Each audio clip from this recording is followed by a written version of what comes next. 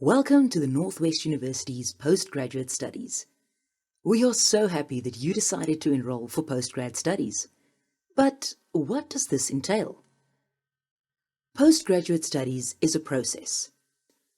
You will change, but that's the idea. So, what is postgrad studies about? It's about learning about research to contribute to the body of knowledge in your subject field. On the one hand, you have to master the research process, and on the other hand, it's about deepening your knowledge of the subject matter. So what are you going to do when you're a postgrad student? Firstly, you're going to plan a research study. This involves writing a proposal. Then you move on to doing the actual research. This comes in the form of a dissertation, or in the case of PhD studies, a thesis. Finally, you'll be able to share the knowledge that you gathered. This means disseminating your knowledge into articles and presenting at conferences. You want people to see what you have done and share the knowledge you obtained throughout this process. The first phase is the planning phase, also known as protocol development. In this initial stage, you're ecstatic and excited to start the process. This can be an extremely hard phase to work through because so much conceptualization needs to take place. You play around with ideas, share them with your peers and supervisors, get feedback, change direction, but at the end of the day, you can have a great protocol that you can then submit for ethical clearance and continue with your research. Now you're ready to collect your data. This is always an exciting place to be. But data collection can be extremely chaotic and tiring, and might even feel a tad catastrophic. But after this stage, you can be proud, as you have then completed your fieldwork, which means a huge chunk of the process has been done. At this point, data analysis needs to start. Here, you might ask yourself the question, but what now? How do I do this? This is where you will learn a lot of new techniques and strategies. You will have your first batch of results that will be returned to you on which you will have to work on. This is a process that will happen quite a few times, receiving results, working on them, and submitting them for feedback again. But once your analysis is finalized, you will be ready to start writing up your report. Unfortunately, this is often where writer's block kicks in, a block that all researchers experience at some point in time. This is where it's so important to use peer review feedback.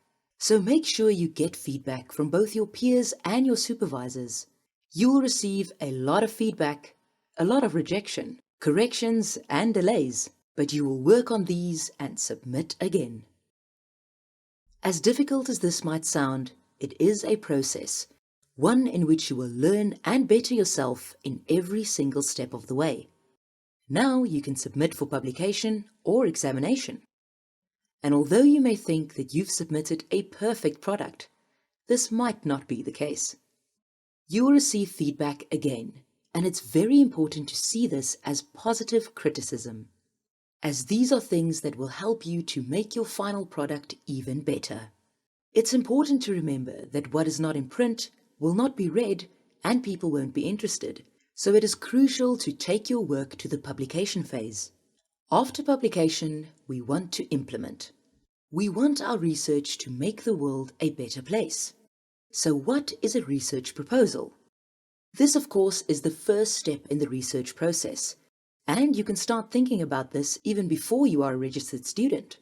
It fits into the research process at the very beginning. There are templates downloadable from the NWU website, so you can be sure that your proposal is structured in the correct way. There is also training available on how exactly to use this template. What's important to remember is that there are Northwest University rules as well as faculty rules that you have to remember when compiling your research proposal. This will include the pre-phase, an introduction and background, question, aim, objectives and definitions, your design, method and sampling, data collection, data analysis and rigor, an ethics section, and very important, a section outlining your planning, timelines, budget, and an outline of how your final report will look. There is also a variety of addendums usually included in the proposal.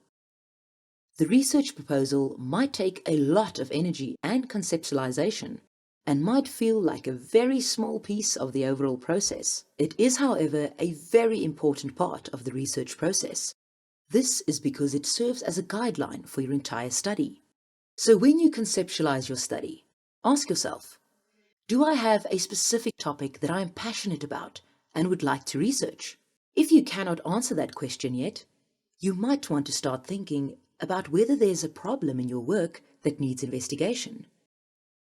Look at the topics available within the research focus and then decide if any of them make you excited. You can then choose a topic and do a scoping review to see what is known about it. Has someone else done research on the topic, or will you be the first?